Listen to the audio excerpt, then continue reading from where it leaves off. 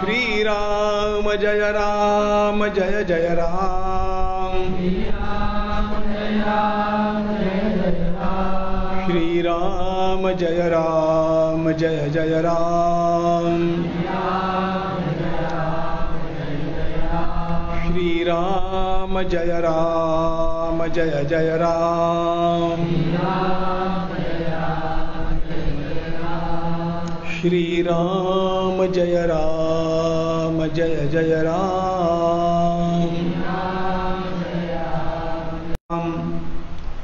शिवशक्त्यैकरूपिणीं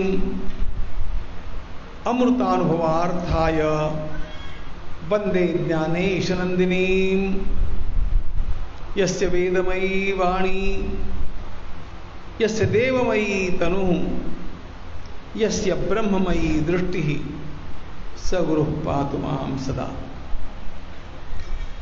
मराठी में कि हिंदी में? मराठी।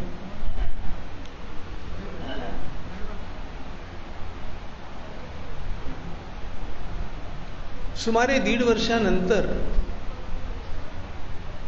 पुन्हा एकदा विविध प्रकारच्या सत्संगांना प्रत्यक्ष उपस्थितीमध्ये आरंभ होतो आहे।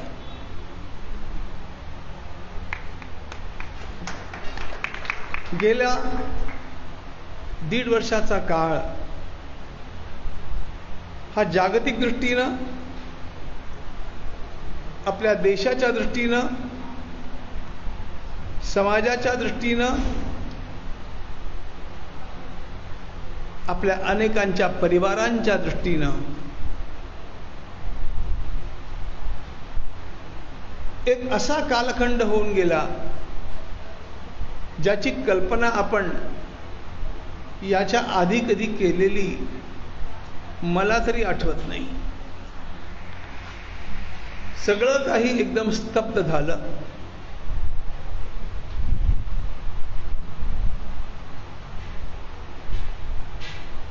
जो विषाणू दिसतच नाही अशा त्या विषाणूनं निर्माण केलेली परिस्थिती इतकी भयंकर झाली, व्यवसायांच्या वरती परिणाम झाला। अजूनही मंदिरं खुली नाहीयेत।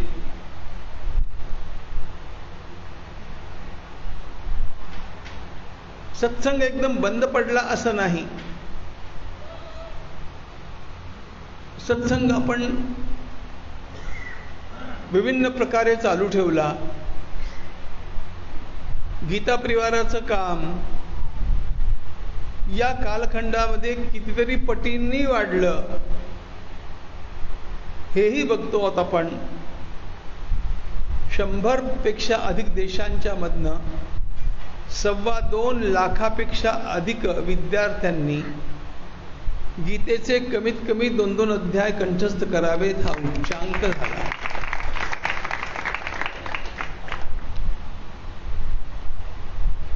हे सगळं असलं तरी पण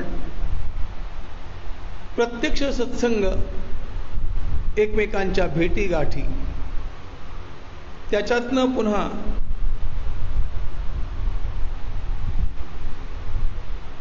संबंधांचा आणि कार्यांचा प्रवाह पुढे वाहणं, हे सगळं पुन्हा आता सुरू होत असताना त्या सगळ्या लोकांची आठवण येते जी आपण आपली आप्त मंडळी गमावली। देशाच्या पातळीवरती ज्यांचं महत्त्व असेही लोक गेले, समाजाच्या स्थानिक पातळीवरती ज्यांचं महत्त्व असेही लोक गेले, आपल्या परिचित कुटुंबांच्या पैकी कोणी गेलंच नाही असं तर जवळपास दिसत नाही। इतकी भयंकर ही स्थिती आहे।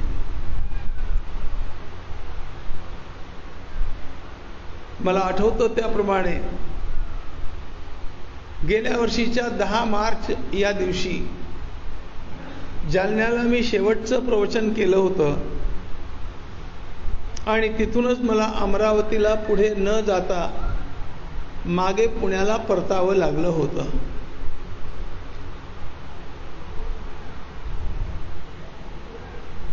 जालन्याला लॉकडाऊन झालं म्हणून येताना मी जालन्याला थांबून लॉकडाऊन अनलॉक करून आलो. थोडा वेळ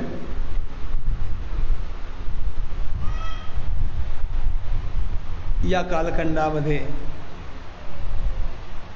ज्या काही घटना घडल्या त्या घटनांच्या मध्ये एक गोष्ट राहून गेली. प्रत्यक्ष भेटून आणि गुरुगीतेवरती मी काहीतरी चिंतन करावं असं आमच्या राठी घराण्यातल्या माताजी केशरबाईंची इच्छा होती.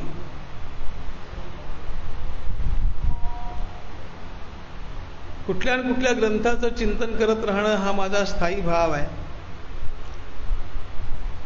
आणि ते प्रत्यक्ष त्यांच्या उपस्थितीत व्हावं असंही त्यांना वाटत होतं. ही पण स्पृहणीय गोष्ट आहे. पण सर्व गोष्टी आपल्या मनाप्रमाणे, आणि त्यामुळे एकदा का प्राणोत्क्रमण घडलं की त्यानंतर सगळं संपलं असं आपण समजत नाही.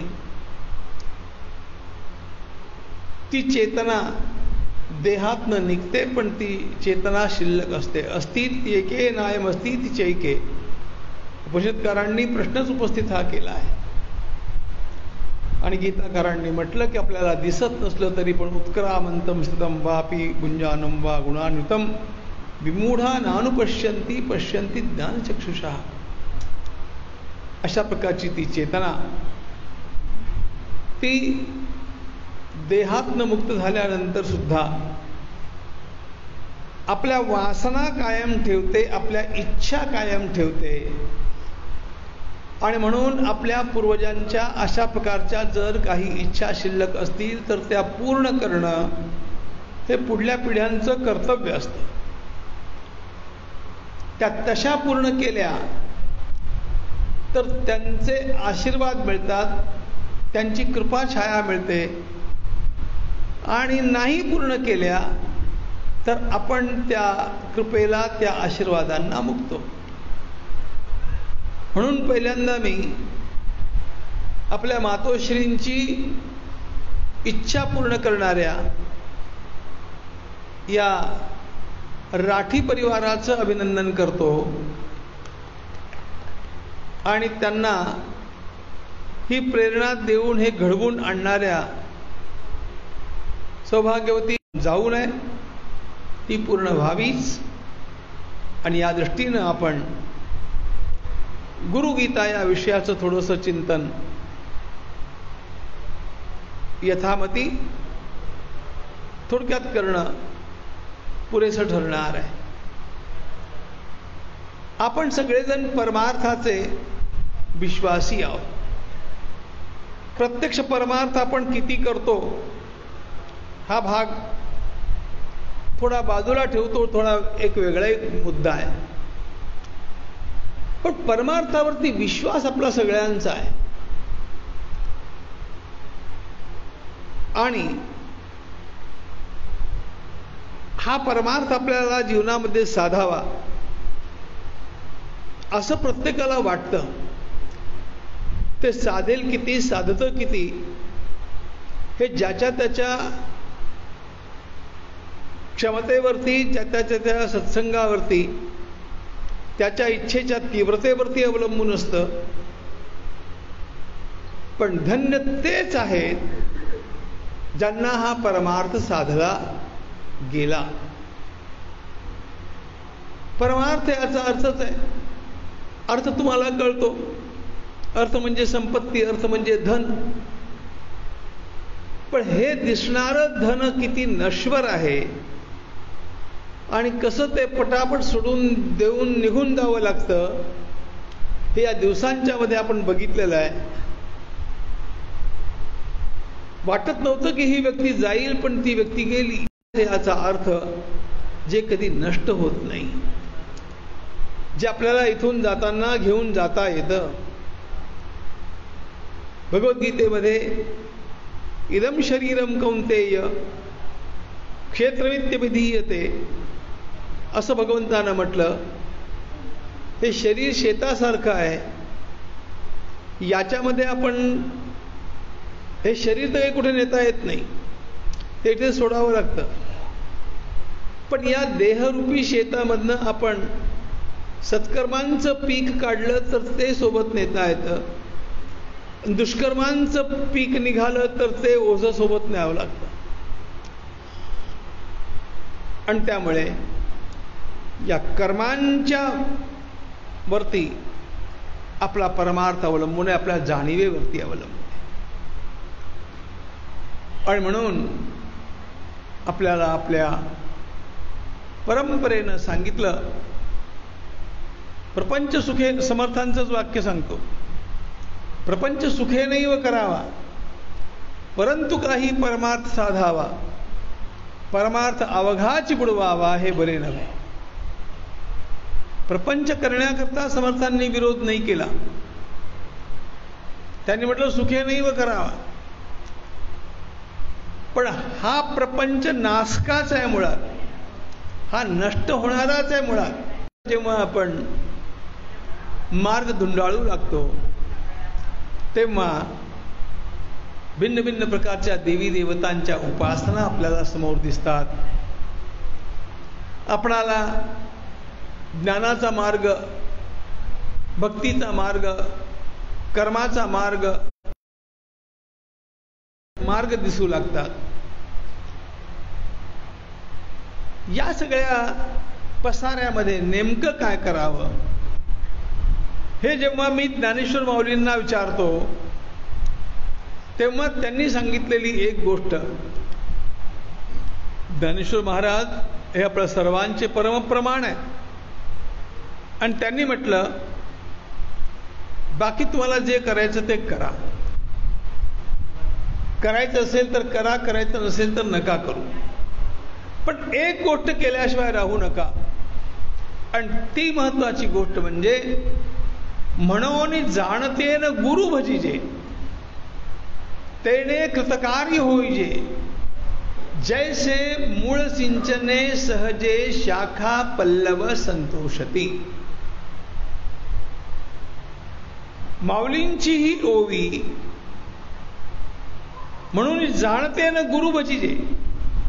त्यांनी म्हटलं, सामान्य लोक जे काय करत असतील ते करत असतील, ठीक आहे जे करतायत, पण जाणकारानं काय करावं, ज्याला कळू लागलं त्यानं काय करावं. तर माऊलींनी म्हटलं, त्यानं सद्गुरूंचं भजन करावं. गुरु भजिजे तेने कृतकार्य होईजे, जैसे मूळ सिंचने सहजे, जैसे मूळ सिंचने सहजे शाखा पल्लव संतोषती.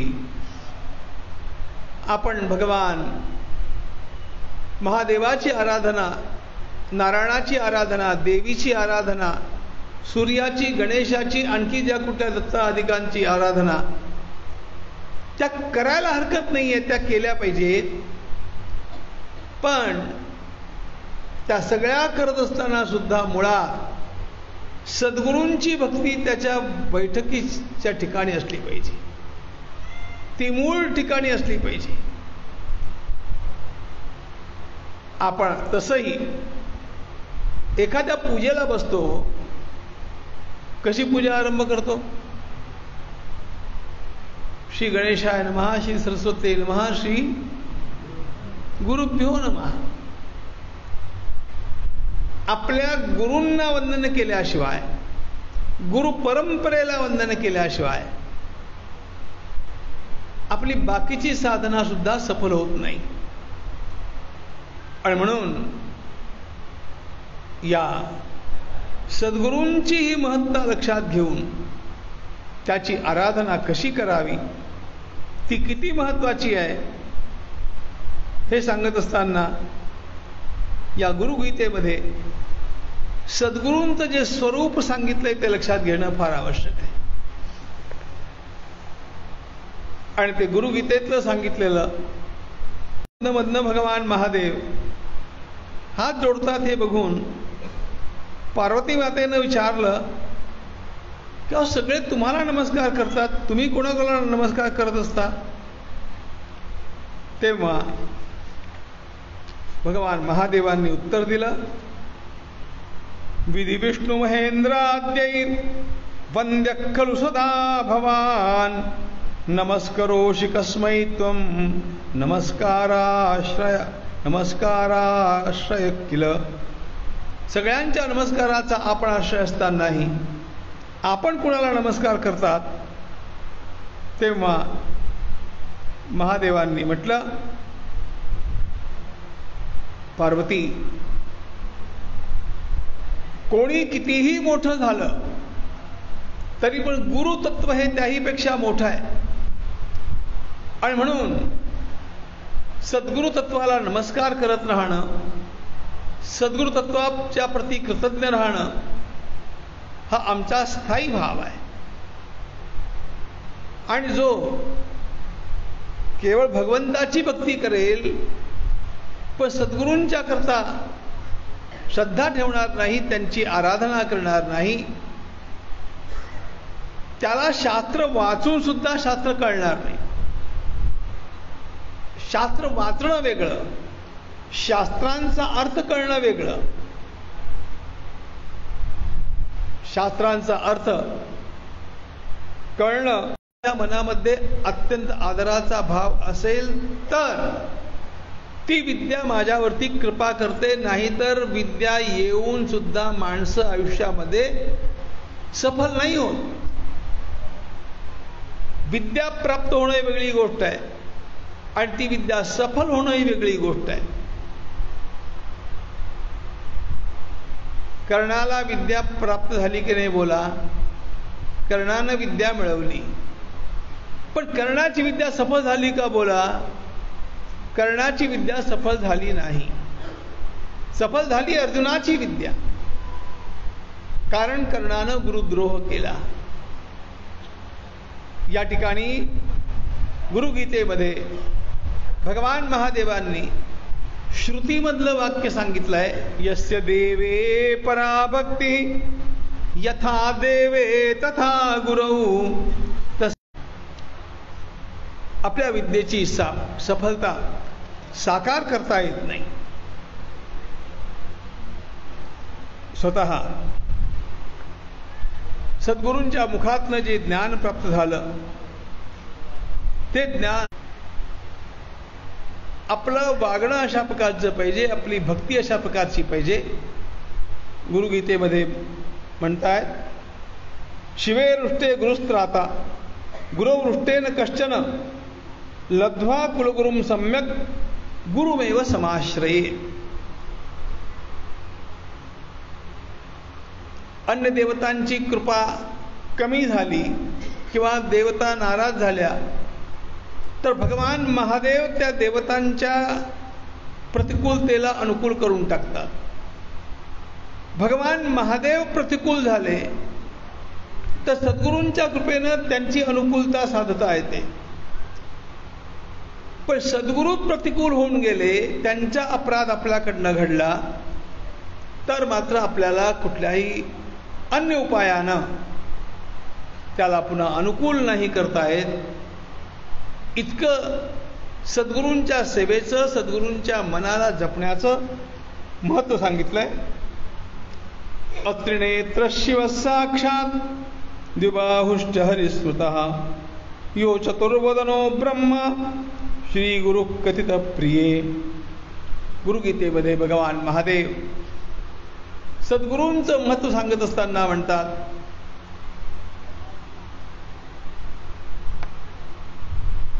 महादेवांना 3 नेत्र असतात.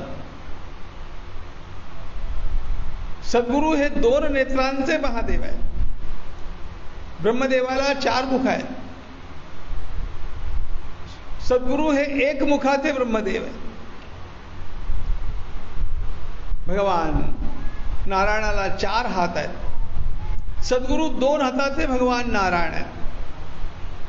अशा प्रकारची भावना ठेवून जो त्यांची आराधना, त्यांची सेवा करतो, त्याला त्यांच्या कृपेनं सर्व काही प्राप्त होतं. सर्व काही प्राप्त होतं. एक महत्वाची गोष्ट आहे,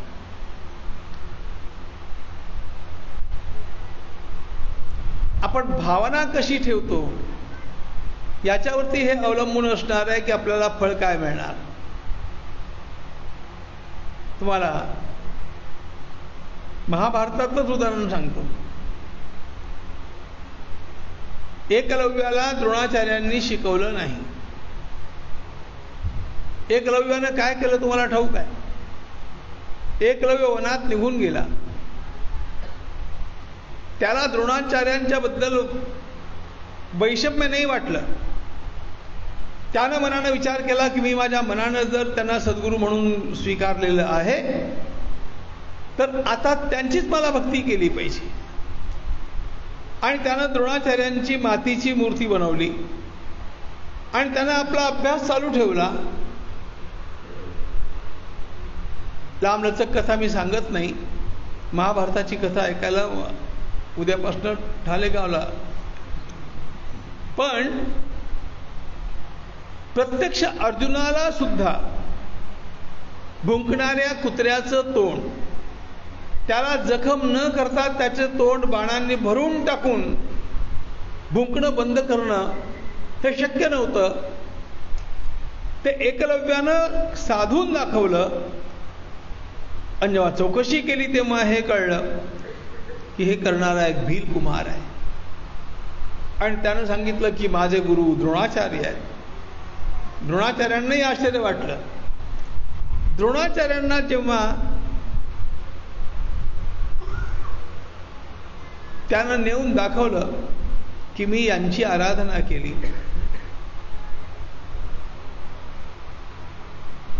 प्रत्यक्ष द्रोण अर्जुनाला शिकवू शकले नव्हते. इतकं त्या मृत्तिकेच्या मूर्तीमधनं त्या एकलव्याला ज्ञान मिळालं. हे कशातनं मिळालं सांगा? हे भावना प्राबल्यातनं मिळालेलं आहे. सद्गुरूंचा भाव. बरं असं कसं काय होऊ शकतं? याचं एक कारण आहे. जेव्हा आपण अशा प्रकारची श्रद्धा ठेवून एखाद्या विग्रहाशी व्यवहार करतो, त्या ठिकाणी साक्षात परमात्मा तत्व आहे अशा प्रकारचा भाव ठेवतो, तेव्हा आपोआप परमात्म तत्वाला त्या ठिकाणी यावं लागतं आणि प्रत्यक्ष सद्गुरूंना करता येणार नाही इतकं आपल्याकरता करून द्यावं लागतं. त्यामुळे अर्जुनाला जे नाही मिळालं ते केवळ मातीच्या मूर्तीवरती भाव ठेवून एकलव्याला साध्य झालं, कारण ती परमात्म्याची शक्ती त्या ठिकाणी जागृत होते. हे लक्षात ठेवलं पाहिजे. आणि म्हणून या ठिकाणी सद्गुरूंच्या वरती श्रद्धा ठेवणं ही सर्वात महत्वाची गोष्ट सांगितली. संत श्री गुलाबराव महाराजांच्या जीवनामध्ये आपण बाबाजी महाराज पंडितांचं नाव ऐकतो. बाबाजी महाराज पंडितांनी 19व्या वर्षी गुलाबराव महाराजांच्याकडे येऊन त्यांची कामं करायला सुरुवात केली. त्याने अभ्यास नाही केला, शिकले बिकले काही नाही. विद्वान मंडळी महाराजांची प्रवचनं ऐकायची, लिहून घ्यायची, चर्चा करायची, सगळं काही करायची.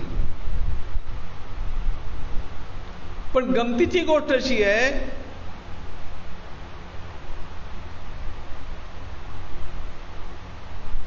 महाराजांच्या पश्चात त्यांचा उत्तराधिकारी नक्की करताना एकाही विद्वानाला त्यांच्या ग्रंथाचा अर्थ सांगता येईल. आणि बाबाजी महाराज पंडितांनी काही वाचलेलं नव्हतं. त्यांनी फक्त सेवा केली होती.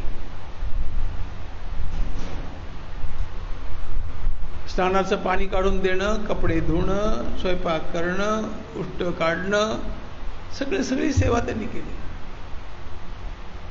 फक्त सद्गुरूंनी शेवटच्या क्षणी त्यांना एक गोष्ट सांगितली होती,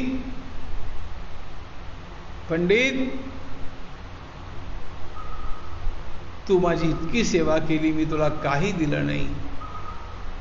पण लक्षात ठेव, माझे ग्रंथ एकदा वाच, तुला सगळं काही कळेल.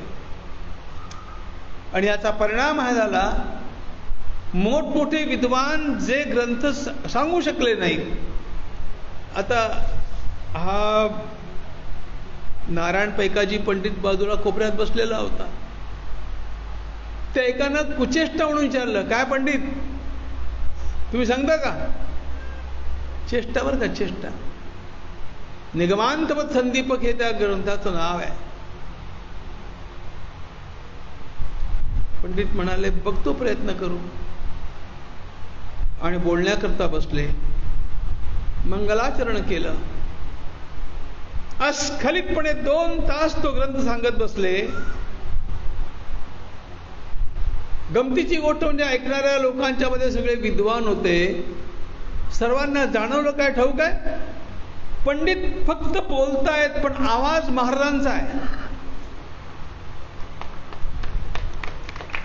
आणि 2 तासानंतर सगळ्याच्या सगळ्या मोठमोठ्या विद्वानांनी साष्टांग नमस्कार केला आणि सांगितलं, खरी विद्या तुम्हाला फळली, तुमची गुरुसेवा तुम्हाला फळली.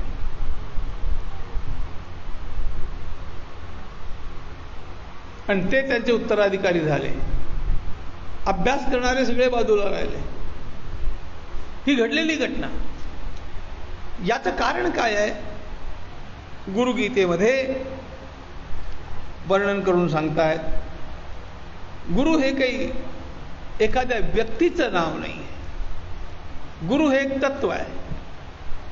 वर्णन करतायत, ब्रह्मानंदम परमसुखदम केवलम ज्ञानमूर्तिम द्वंद्वातीतम गगनसदृशम तत्त्वमस्यादिलक्ष्यम एकम नित्यम विमलमचलम सर्वधी साक्षीभूतम भावातीतम त्रिगुणरहितम सद्गुरुं तन्नमामि.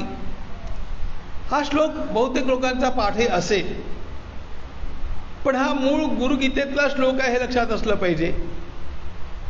आणि यामध्ये सद्गुरूंचं जे वर्णन केलेलं आहे ते एखाद्या देहाचं वर्णन नाही. ब्रह्मानंदम परमसुखदम केवलम ज्ञानमूर्तिम. गुरु कशाचं नाव आहे? गुरु त्या ज्ञानाच्या प्रवाहाचं नाव आहे. अमृतानुभवाच्या आरंभी ज्ञानेश्वर माऊलींनी वर्णन केलंय, गुरुरित्याख्यया लोके साक्षात विद्या हि शांकरी जयत्याद्या नमस्तस्यै दयार्द्रायै निरंतरम. गुरुरित्याख्यया लोके साक्षात विद्या हि शांकरी. भगवान महादेवांच्या पासून निघालेला जो ज्ञानाचा प्रवाह, तो प्रवाह म्हणजे सद्गुरू. आणि आपले जे गुरु असतात ते गुरु एवढ्यामुळे असतात की ते आपलं जीवन शुद्ध करत करत करत करत त्या प्रवाहाशी एकरूप होतात, म्हणून त्यांनाही गुरुत्व प्राप्त होतं. लक्षात आलं? त्यामुळे मुळात गुरुत्व हा तत्वप्रवाह, ज्ञानप्रवाह, द्वंद्वातीतम, गगन सदृशम. गगन म्हणजे आकाश. देहधारी व्यक्ती आकाशासारखा नसतो, पण सद्गुरू आकाशासारखे असतात. तत्त्वमस्यादिलक्ष्यम एकम नित्यम. एक आणखी पण महत्वाची गोष्ट आहे, सद्गुरू हे तत्व असल्यामुळे त्याला मरण नाही बरं का. देह एखाद्या सद्गुरूंचा काही दिवस राहणं आणि तो निघून जाणं हा नियतीचा खेळ आहे, हा नेहमी चालणारा प्रवाह आहे. पण मुळातच सद्गुरू हा शरीर भाव नसल्यामुळे, तत्व असल्यामुळे ते नेहमी असतातच, ते आहेतच. 700 वर्षापूर्वी ज्ञानेश्वर महाराज होऊन गेले असं म्हणणं मूर्खपण आहे. ज्ञानेश्वर महाराज आज सुद्धा आळंदीच्या संजीवन समाधीच्या स्थानी विराजमान आहेत, ही यथार्थ गोष्ट आहे. त्यामुळे हा सद्गुरू नावाचा झरा कधी न आटणारा आहे. या सद्गुरूंच्या सोबत वागत असताना अत्यंत आदबीनं वागलं पाहिजे. गच्छत पृष्ठतो गच्छेत, गुरुच्छाया न लंघयेत. सद्गुरूंच्या समोर आपलं बोलणं जोरात नसावं. सद्गुरूंच्या समोर पाय पसरून बसता कामा नये. कधीही त्यांच्या बरोबरीनं चालता कामा नये. थोडं त्यांच्या मागे चालावं. मार्ग दाखवायचा असेल तर पुष्कळ पुढे जाऊन तो दाखवला पाहिजे. गुरूंची छाया ओलांडता कामा नये. नोर्बणम धारये द्वेषम, त्यांचा वेश आपण धारण करू नये. त्यांनी ते वापरत असलेल्या वस्तू आपण वापरू नये. प्रसाद म्हणून दिल्यानंतर त्या वापरायला हरकत नाही. कुठल्याही प्रकारचं गुरुनिंदेचं वाक्य आपल्या मुखात न निघता कामा नये. असं जेव्हा आपलं वागणं त्यांच्या ठिकाणी असतं तेव्हा ज्याप्रमाणे स्फटिकामध्ये जवळची आकृती दिसू लागते, म्हणजे इथे स्वच्छ स्फटिक ठेवलंय आणि तांबडं फूल ठेवलंय गुलाबाचं, ते स्फटिक लाल रंगाचं दिसू लागतं.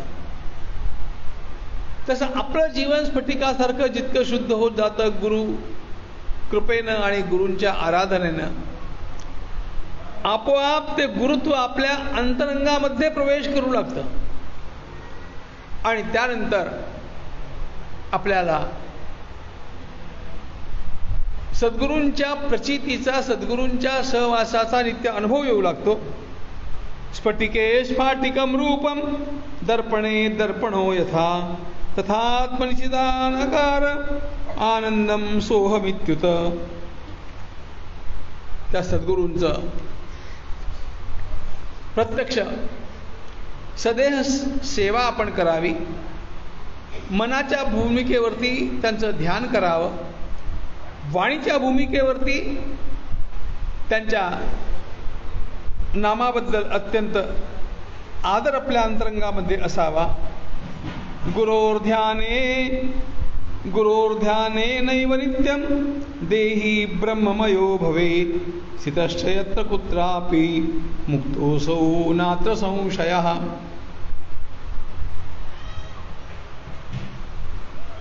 भिंगुटी ज्याप्रमाणे एखाद्या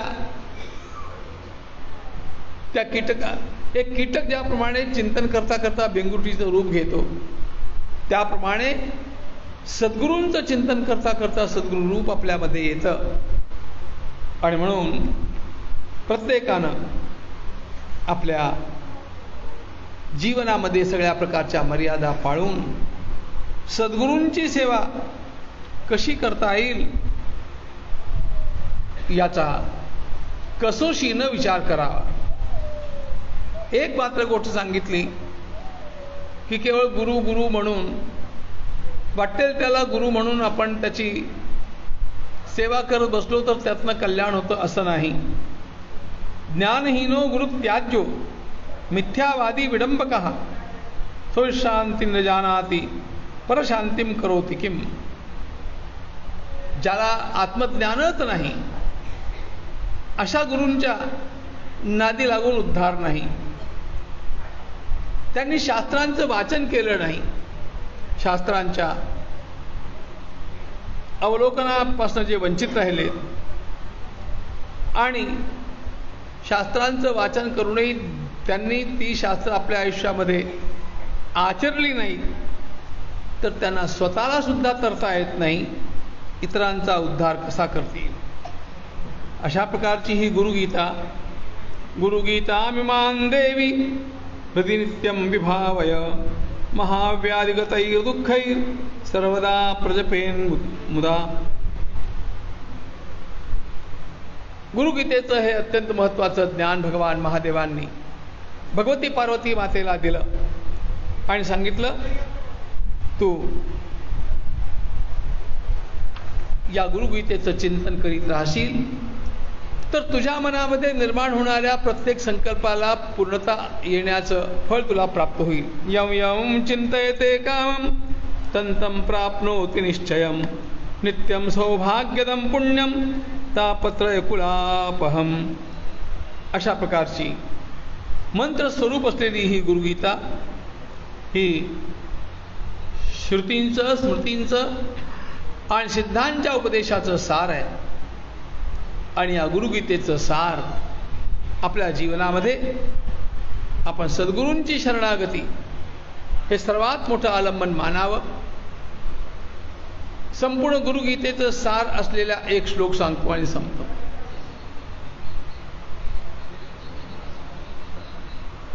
ध्यानमूलं गुरोर्मूर्तिः पूजामूलं गुरोपदं मंत्रमूलं गुरोर्वाक्यं मोक्षमूलं गुरोः कृपा. हा एक श्लोक म्हणजे संपूर्ण गुरुगीतेचं सार आहे. सद्गुरूंच्या विग्रहाचं चिंतन करावं, जास्तीत जास्त करावं. ध्यानमूलं गुरोर्मूर्ती, पूजामूलं गुरोः पदम. पूजा करण्याकरता सर्वात महत्त्वाचं आलंबन सद्गुरूंच्या पादुका, सद्गुरूंचे चरण. मंत्रमूलं गुरोर्वाक्यम. आपल्याकरता मंत्र काय? सद्गुरूंनी दिलेली आज्ञा हाच मंत्र. मंत्रमूलं गुरोर्वाक्यम मोक्षमूलं गुरोः कृपा. मोक्षाकरता सर्वात मोठा उपाय म्हणजे सद्गुरूंची कृपा. ती आपल्या सर्वांना प्राप्त होवो. भगवान ज्ञानेश्वर माऊलींच्या सारखे सद्गुरू आपल्या सर्वांना प्राप्त आहेतच. त्यामुळे आपल्या सर्वांची निष्ठा भगवान वेदावरती, उपनिषदांच्या वरती, भगवान वेदव्यासांच्या वरती, भगवान आदिशंकराचार्यांच्या वरती, भगवान ज्ञानेश्वर माऊलींच्या वरती नितांत उत्कटपणे राहो. अशा प्रकारची प्रार्थना. सद्गुरुदेव भगवान की.